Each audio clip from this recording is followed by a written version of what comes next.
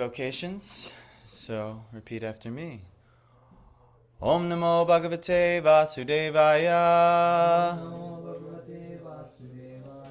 Om Namo Bhagavate Vasudevaya. Om Namo Bhagavate Vasudevaya. Narayanam Namaskritya Naram Chaiva Narottamam Devim Saraswatim Vyasam Tato Jayamudirayed. And that means before reciting the Srimad Bhagavatam, which is the very means of conquest, so if you want to be victorious in life, this is your source of victory, Bhagavatam. Before reciting such a Bhagavatam, we offer our respectful obeisances unto the Supreme Personality of Godhead, Narayan, unto Narayan Rishi, the supremest human being, unto Mother Saraswati, the goddess of learning, unto Srila Vyasadeva, the author, all the disciplic lineage of personalities that have brought this Bhagavatam to us. So we offer them our respects and our obeisances before trying to receive the knowledge from them. Receive their mercy. Shrinvatam Svakata Krishna Punya Shravana Kirtana Radyantastoya Bhadrani Vidhunoti Sahritsatam.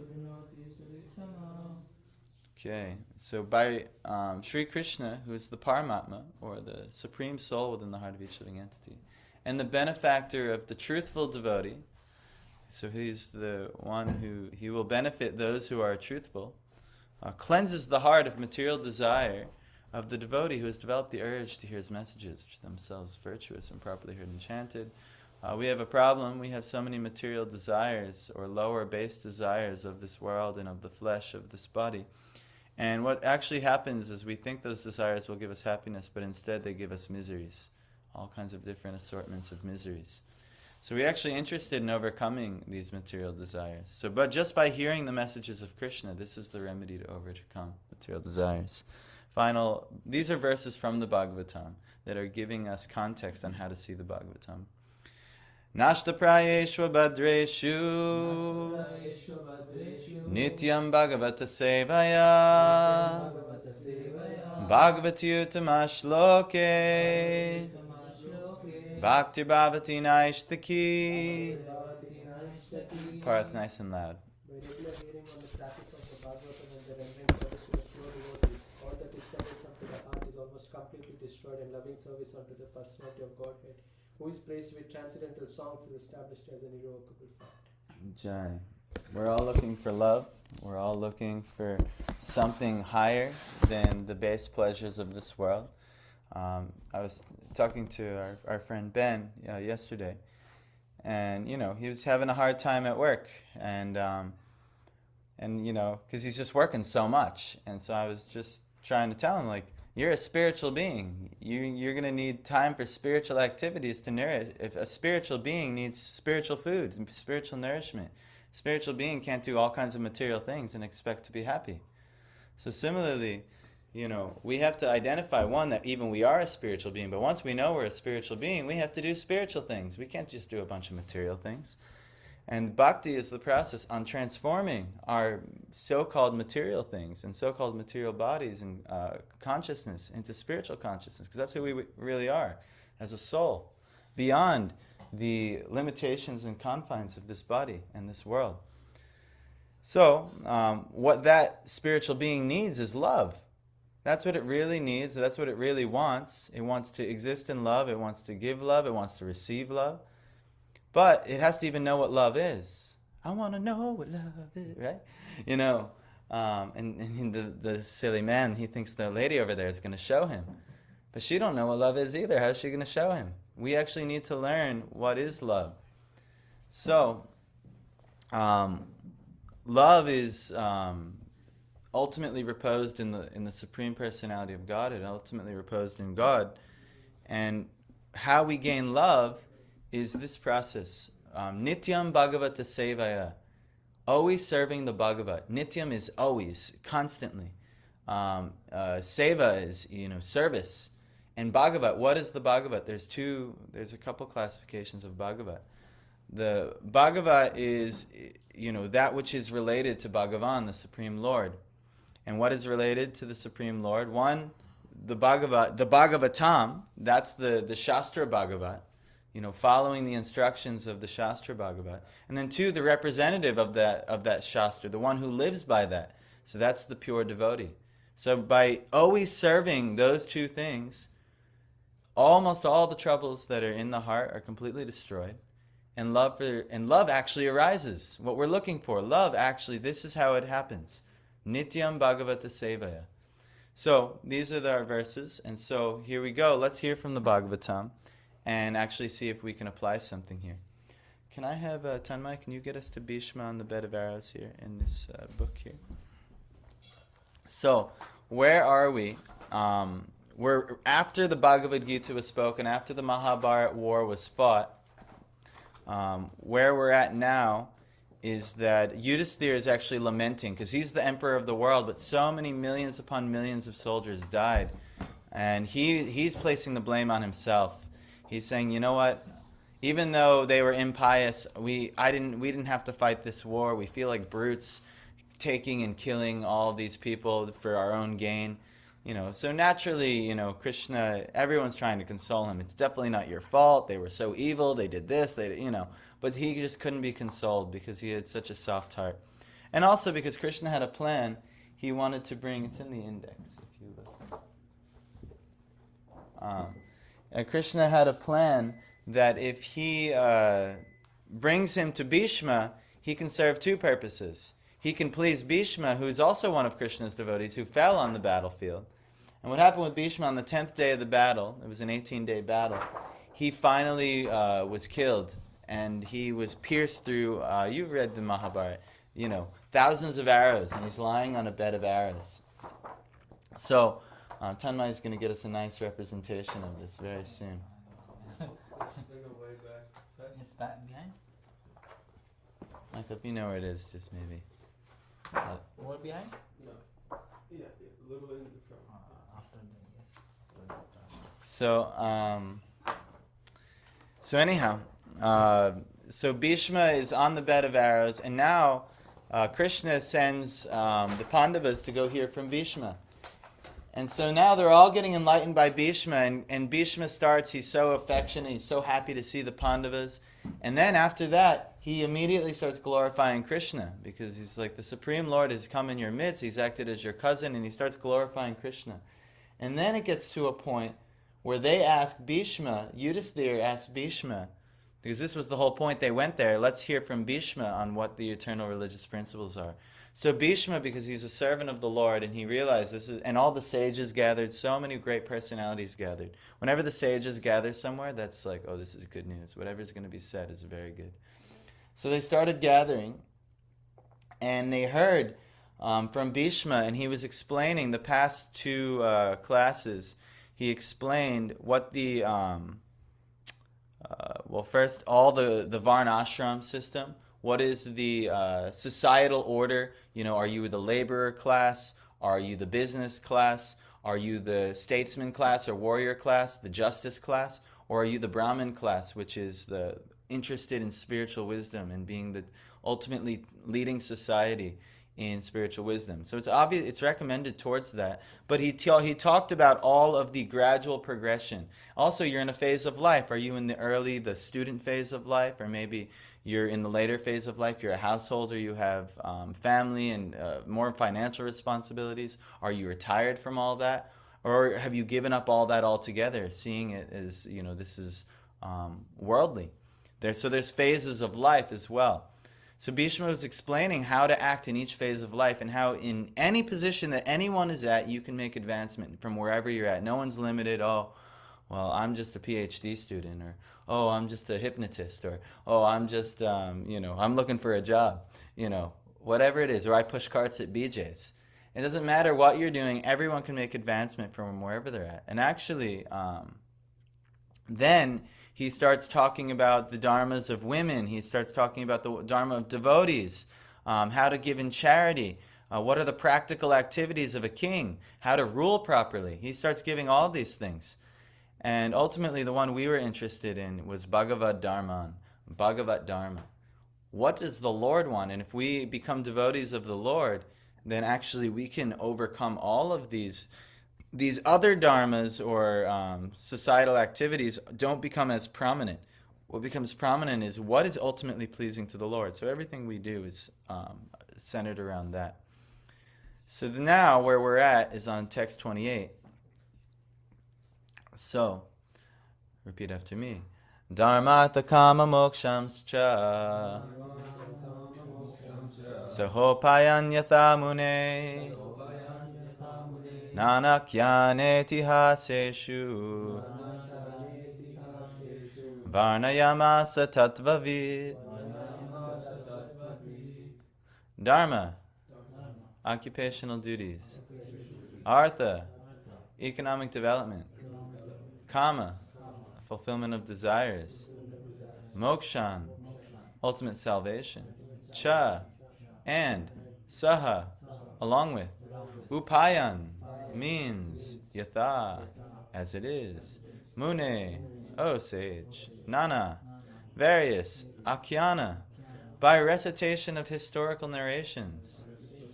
Itihaseshu, in the histories. Varnayam asa, described. Tattvavit, one who knows the truth. Translation.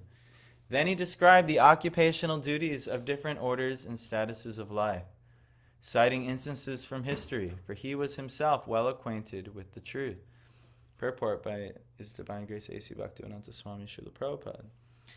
Incidents mentioned in the Vedic literature, such as the Puranas, Mahabharata, and Ramayana, are factual historical narrations that took place sometime in the past, although not in any chronological order. Not necessarily in chronological order. Such historical facts, being instructive for ordinary men, were assorted without chronological reference.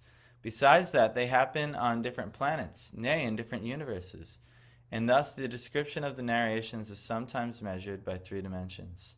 We are simply concerned with the instructive lessons of such incidents, even though they are not in order by our limited range of understanding. Bhishmadev described such narrations before Maharaj Yudhishthira in reply to his different questions. Sometimes people, thinking in the very 3-dimensional way, they want to, okay, well, this history is given here, this history is given here. It doesn't look like this lines up. And it might not line up if you're measuring only from your perception, thinking that this universe is the totality of existence. In the Vedic canon, it's not like that, though. It's infinite amounts of material universes happening. That's all right. Don't worry. We got it. The multiverse theory is, no, it's okay. The multiverse theory is the prominent theory here. So there may be things that happen in the multiverses.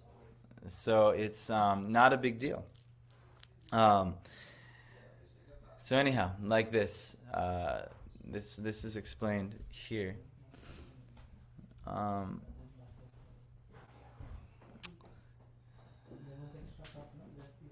Yes. So, all right. Where did I stop reading? Oh, I finished the whole purport? Yes. Oh, Bhishmadev described such narrations before Maharaj Yudhishthira in reply to his different questions. So, okay. So the main thing is to get the message. That's the main thing here. We're trying to get, what is the actual message? What is the actual thing we can learn from it here? We're not trying to diagnose, well, when did this happen in history, or when did that, You could try and do it like that, but ultimately, your 3-dimensional measurement of time in history, it's very limited because you're only dealing with one universe. So like this, there's a lot going on here. And ultimately, if we're wise, we're trying to take the essence here. How can I apply this to my life? And we're not trying to wrap everything in the limited logic and reason of our mind, because it's impossible. Our mind is so limited. It's so small, actually, and it can only take in so much information. It's like a frog in a well. being the authority on the greater reservoirs of ocean, like the Pacific Ocean. Like, oh, well, I've been in a well. I have knowledge of this water. So I clearly have all kinds of extensive knowledge about the Pacific Ocean. So this is actually what our material scientists are doing. They have some little knowledge in some little field, and they're saying, oh, now here's my theory of the universe. How dare you make a theory of the universe with your little knowledge? This is like so much unscientific, actually. So anyhow, there is authoritative knowledge. Supreme divine personalities give that knowledge, but they're extraordinary. When they come, they do activities that can't be matched by the ordinary living entities. We can never replicate what the Supreme Lord does and how he acts. And even the teachings that he gives, they're just so highly scientific and philosophical that you're just like, wow, that's incredible. So it's our job to just appreciate. And whether we believe it or not, that's up to us. We have free will. But the wise just appreciate. So anyhow, text 29. Dharmam pravadatas tasya sakala pratyupastita yo yoginas chanda mrityor vanchitas tutarayanaha. Dharmam, occupational duties. Pravadata, while describing. Tasya, his. Sa, that. Kala, time. Pratyupasthita, exactly appeared. Ya, that is. Yogina, for the mystics. Chandamrityo, of one who dies according to one's own selection of time. Vanchita is desired by. Two, but. Uttarayana, the period when the sun runs on the northern horizon. This was actually a few days ago when this Uttarayan time had come, and they call it, what is it? What's that day that just passed? Yeah. Sankranti? Yes, Makara Sankranti. That's right. So Bhishma actually was on the battlefield, wasted, or just laying on this battle of arrows, waiting for this time, because he knows in the Shastras, leaving when the sun, when the path of light, which is controlled by the sun, starts expanding again, which is the Makara Sankranti. In Western astrology, they say it's at December 21st. And they're not wrong that the day gets longer at December 21st. But actually, the morning starts getting earlier at Makara Sankranti. If you notice, after December 21st, the mornings still get later and later, but now the evening sunset gets even later and later, and the days start expanding. But it's actually at Makara Sankranti that the mornings start expanding as well, and the sun rises earlier and earlier. So I've actually talked to a few astrologers about this. And it takes time, when you change directions, there's a turnaround time. And in that turnaround time, it kind of, even though you're still moving forward, you're not like clearly traveling the other way yet. So it takes about, between December 21st and Makara Sankranti, which was only a few days ago, before the momentum has started forward. So that's when the path of light has really moved forward. So just a little astrological reference if you needed one. So anyway, translation. Actually, before translation, let's glorify the Gurus so I don't act like a fool thinking I can speak without their mercy and their blessings.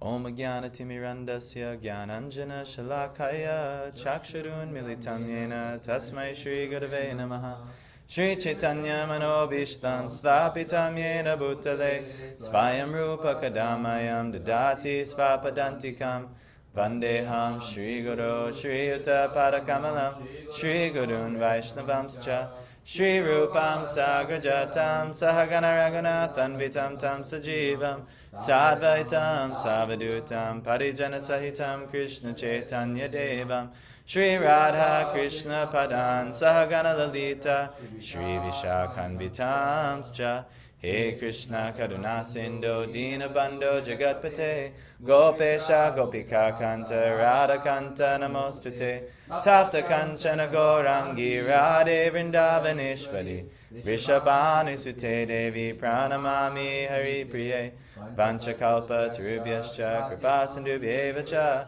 Patitanam Pavanebhyo Vaishnavebhyo Namo Namaha Jai Shri Krishna Chaitanya Prabhu Nityananda Shri Advaita Gadadara Shri Vasadi Gaura Bhakta Vrinda Hare Krishna Krishna Krishna Hare Hare Hare Rama Rama Rama Hare Hare Namo Vishnu Padaya Krishna Preshtaya Bhutale Srimate Bhaktivedanta Swami Niti Namine Namaste Saraswati Deve Gauravani Pracharine Nirvishesha Shunyavadi Pashtitya Deshatadine. Translation. While Bhishma Dev was describing occupational duties, the sun's course ran into the northern hemisphere. So Uttarayan had come. This period is desired by mystics who die at their will. So if you can control when you die, dying at the Uttarayan time is recommended. And Bhishma was actually one of the great mystics who could actually control when he would die. So, yes, well, he had a boon. But also a yogi can do this as well. The yogi can actually take the life air and move it up through the chakra system and actually direct it out of the body and leave the body at their will. And this is called dying, when the soul leaves the body. Most of our souls are forced out of our body, but actually the yogi or the mystic can direct their soul out of the body. It's a completely different thing.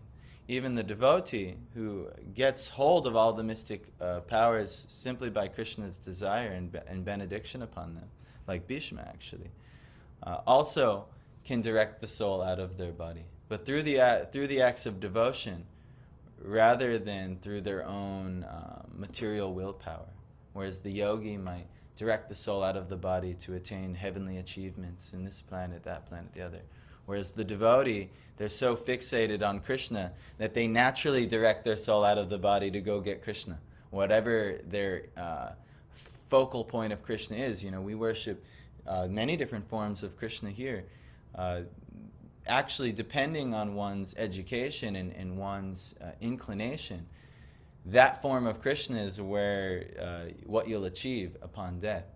Now, us being Rupa Nuga, in the Rupa Nuga family, there's a clear distinction.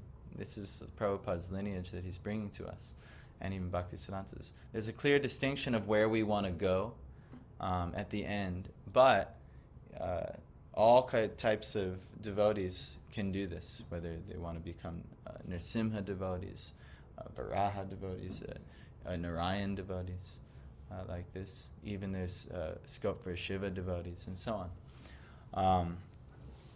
But there is a tier of levels of bliss that are achieved by certain types of devotees who associate with the Lord in more and more confidential ways. I'll just give a little bit of a taster for where this is going.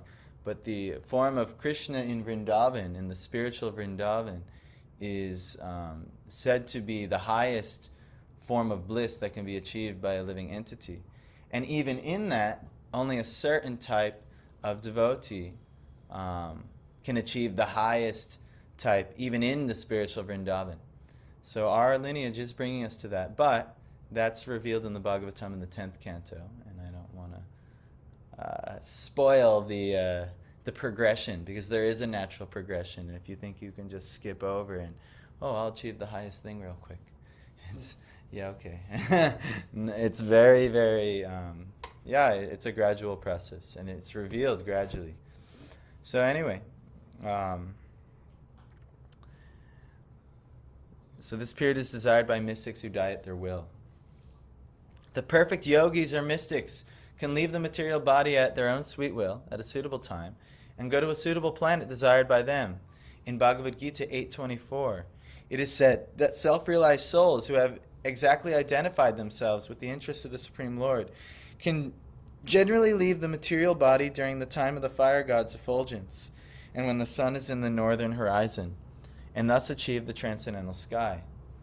In the Vedas, these times are considered auspicious for quitting the body, and they are taken advantage of by the expert mystics who have perfected the system. Perfection of yoga means attainment of such supermental states as to be able to leave the material body as desired. Yogis can also reach any planet within no time without a material vehicle. The yogis can reach the highest planetary system within a very short time, and this is impossible for the materialist. Even attempting to reach the highest planet will take millions of years at a speed of millions of miles per hour. This is a different science, and Bhishma Dev knew well how to utilize it. He was just waiting for the suitable moment to quit his material body, and the golden opportunity arrived when he was instructing his noble grandsons, the Pandavas. He thus prepared himself to quit his body before the exalted Lord Sri Krishna, the pious Pandavas, and the great sages headed by Bhagavan Vyas, etc., all great souls.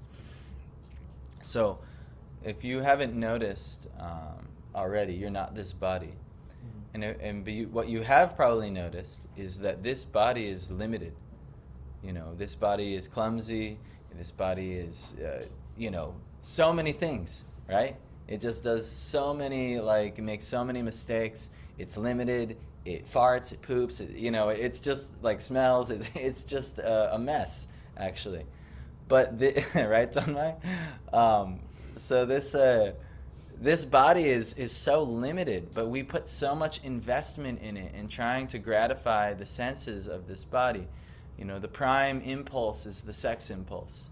We're so interested in trying to gratify the senses of the body, and so we shack up with a partner and we'll slave day and night for that other person. But ultimately, the wise, the yogis, they realize that this body is not it. This is not where you're really going to be able to maximize your living.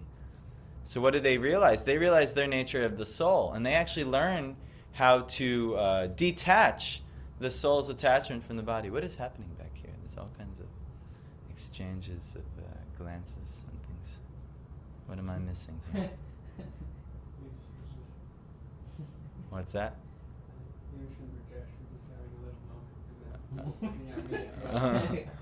Okay, have a moment with the Bhagavatam. It'll be much better. So, all right. Anyhow, so what are the yogis they're trying to do? Is they're actually trying to exist at the soul level and control the soul's destination and not be limited to bodies that are ultimately not worth getting attached to. But we're so attached to our body, But we have to ultimately, through the right knowledge and the right teachers and the right system, we can gradually detach. That's why Bhishma gave all of these duties that one should do in any stage of life, because this is teaching you ultimately how to detach from something that's not you.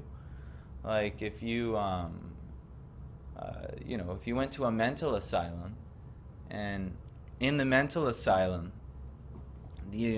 one of your relatives was crazy. This has happened to a relative or two of mine, actually. But one of your relatives went crazy. You'd go there and try and invoke their memory. So you try and give them certain tasks and certain things that they could relate with you on, and then hopefully they come back to normal. So actually, that's what the whole Vedic system is like. It's giving you gradual activities that you can do from any stage of life, even if you're completely covered over in ignorance, which is where we're all starting at in you could say, the working world, But gradual activities, how to detach from these things and ultimately achieve the highest thing, which is complete detachment from the material world and complete attachment to the spiritual. It's not easy to just detach with nothing to actually attach to. It's very much easier to detach when you have something better to attach to. Like, for instance, I used to love these candies. I would go to the gas station and I would get Skittles and things like that. But over time I learned that Skittles were poisoning me and all these nonsense things were poisoning me. So at some other point I found, oh, there's non-poisonous candy. And this is even better. So when I was able to attach to the non-poisonous candy, it was easy to just give up my Skittles. But, if I'm like, well, I got to give up my Skittles, well, what do I have now? If I didn't have a better option, then it'll be too difficult and I'll probably relapse on Skittles, So similarly, when you're detaching from the material world, if you don't have something spiritual to attach to, you'll just be like, well, now what do I do? I'm just sitting around and I'm bored. I don't know what to do.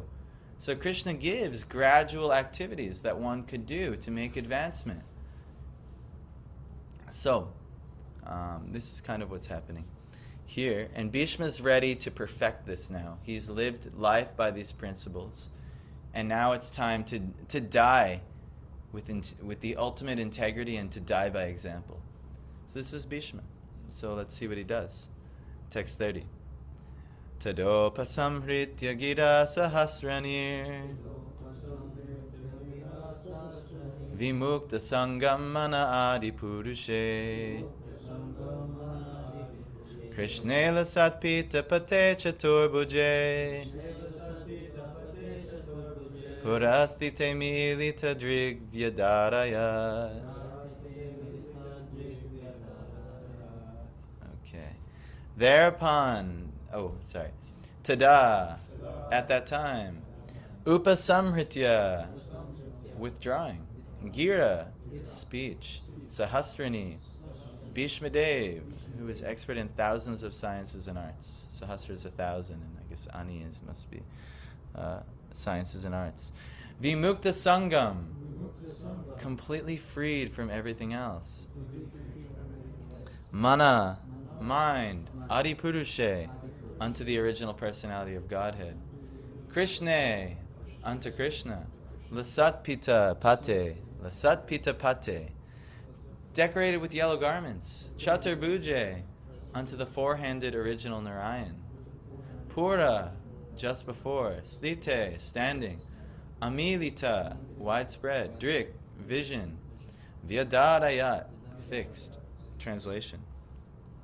Thereupon that man who spoke on different subjects with thousands of meanings and who fought on thousands of battlefields and protected thousands of men stopped speaking and being completely freed from all bondage, withdrew his mind from everything else and fixed his wide open eyes upon the original personality of Godhead, Sri Krishna, who stood before him four-handed, dressed in yellow garments that glittered and shined. So, purport. In the momentous hour of leaving his material body, Bhishmadev set the glorious example concerning the important function of the human form of life. The subject matter which attracts the dying man becomes the beginning of his next life. So whatever you're focusing on at death will mark the continuation of the soul's journey. So if you're focusing a lot of times, let's say you're a man. If you're a man and you're focusing on your wife or you're focusing on a woman at death, guess what you get to do in the next life? You become a woman. Wonderful. So I don't know if that's what you were expecting, but that's the journey. So anyhow, this happens in the Bhagavatam a few times. So if we're very much focused on women, no problem. You can be a woman. It'd be wonderful for you. And you'll learn all the lessons that you need to learn as a lady in the next life. And so on. If you're a lady and all you think about is men, wonderful. Here's an opportunity for you, and so on. But ultimately, it's not that you you focus on Krishna at death, you become Krishna. But you focus on Krishna at death, you become an associate of Krishna. You go to a place where you can get closer to Krishna. So this is the science. Therefore, if one is absorbed in thoughts of the Supreme Lord, Sri Krishna, he is sure to go back to Godhead without any doubt. Godhead is the spiritual world, and where you have infinite varieties of ways you can serve the Lord. This is confirmed in Bhagavad Gita 8:5 through 15, and he wants me to read these.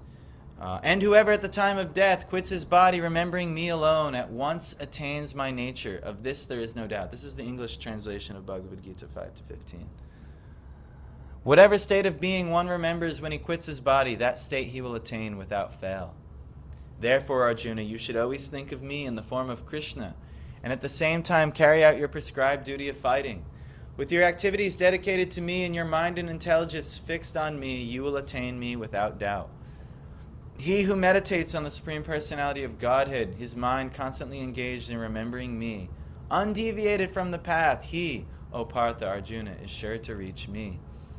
One should meditate upon the Supreme Person as the one who knows everything, as he who is the oldest, who is the controller, who is smaller than the smallest, who is the maintainer of everything, who is beyond all material conception, who is inconceivable, and who is always a person. He is luminous like the sun, and being transcendental, is beyond the material nature. Wow, it's really snowing up there. One who, at the time of death, fixes his life air between the eyebrows, this is the yogic process, and in full devotion engages himself in remembering the Supreme Lord, will certainly attain to the Supreme Personality of Godhead. Persons learned in the Vedas who utter Omkar, and who are great sages in the renounced order, enter into Brahman. Desiring such perfection, one practices celibacy. I shall now explain to you this process by which one may attain salvation. Yes, if we mention anything sex-related, then the ears perk up. This is the nature of the material world. So this actually is true. You know, that's what does they say the marketing as? They say sex sells, right? That's why they have all of the cigarette companies, hot girl smoking cigarette. Car companies, hot girl is driving the car, and so on. Why? Because they know what is on the consciousness of the fools of this world, so to say. So anyhow, this is what it is. So, where was I? Celibacy. One practices celibacy. I shall now explain to you this process by which one may attain salvation. Remember, this is all Bhagavad Gita. That's what we're reading right now. The yogic situation is that of detachment from all sensual engagements, closing all the doors of the senses, and fixing the mind on the heart and the life air at the top of the head. One establishes himself in yoga. This process is called pratyahara.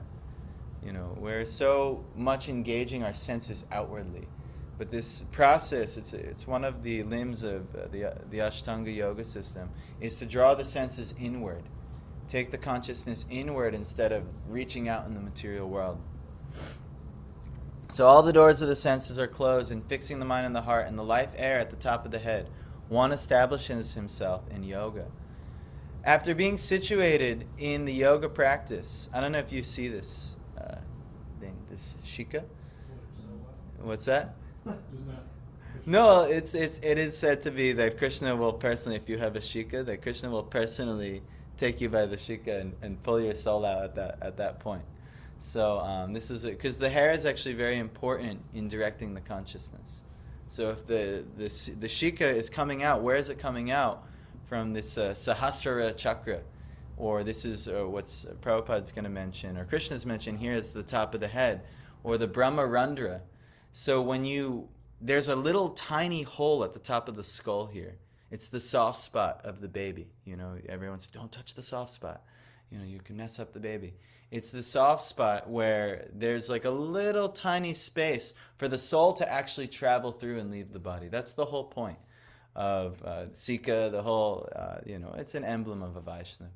But ultimately, this is the goal, that eventually that our soul leaves this way through the yogic process. And by practicing bhakti, the highest yoga, Krishna assures it, and he will even himself take hold and pull you out if need be. So, like this, one establishes himself in yoga. After being situated in this yoga practice and vibrating the sacred syllable Om, the supreme combination of letters, if one thinks of the Supreme Personality of Godhead and quits his body, he will certainly reach the spiritual planets. Om is such an emphasis in all the Vedas and is such an emphasis in Bhagavad Gita. Chanting Om is a very, very nice practice, especially for those who are just beginning their spiritual journey, because it gives almost immediate type of realization of Brahman or the spiritual nature of things.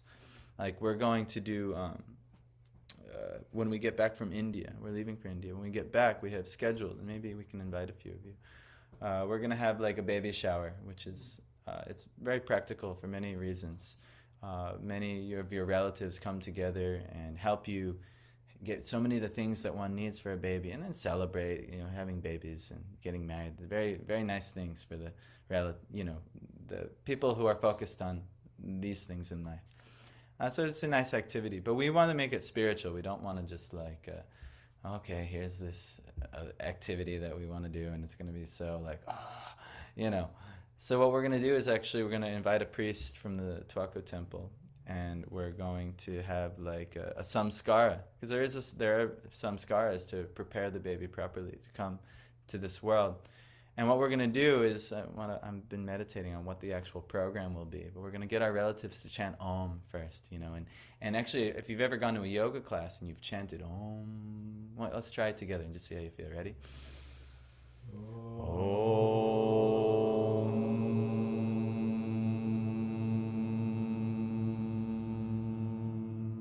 If you ever go to a center or a yoga class or sometimes an event and 30, 50, 100 people are chanting, it's like, whoa, like what is happening here?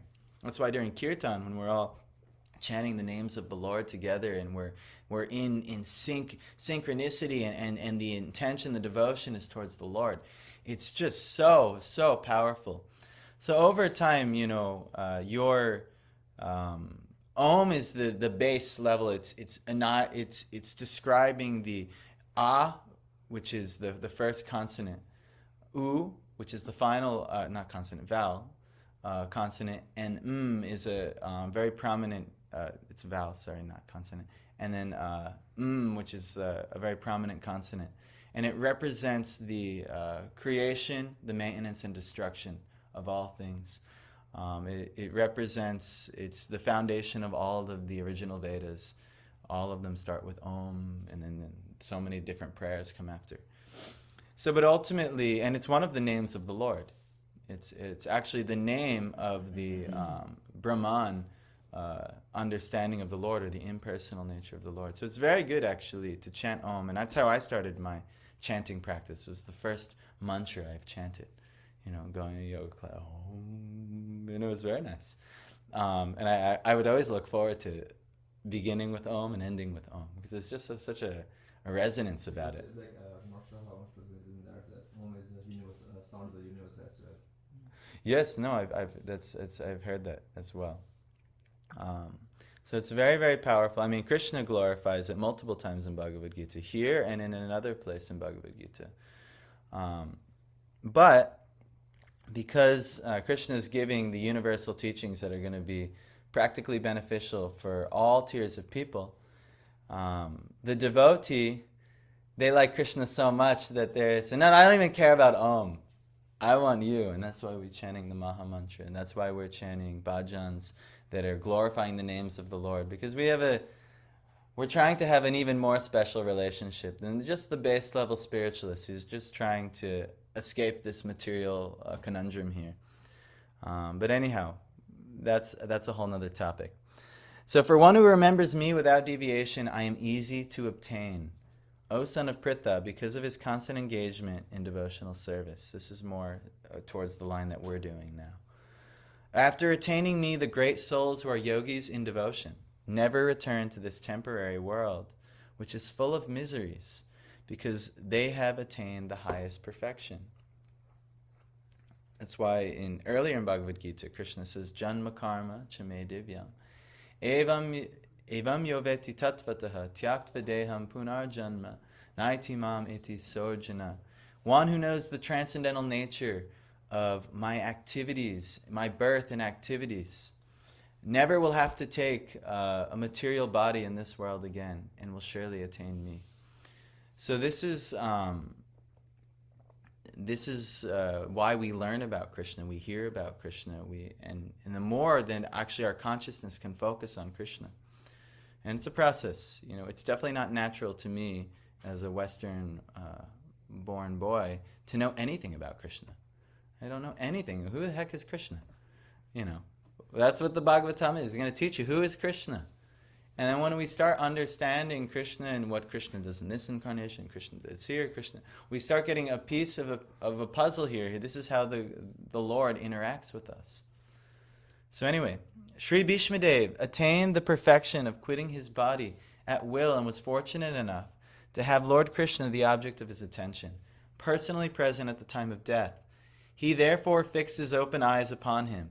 He wanted to see Sri Krishna for a long time out of his spontaneous love for him. Because he was a pure devotee, he had very little to do with the detailed performance of yogic principles. Simple bhakti yoga is enough to bring about perfection.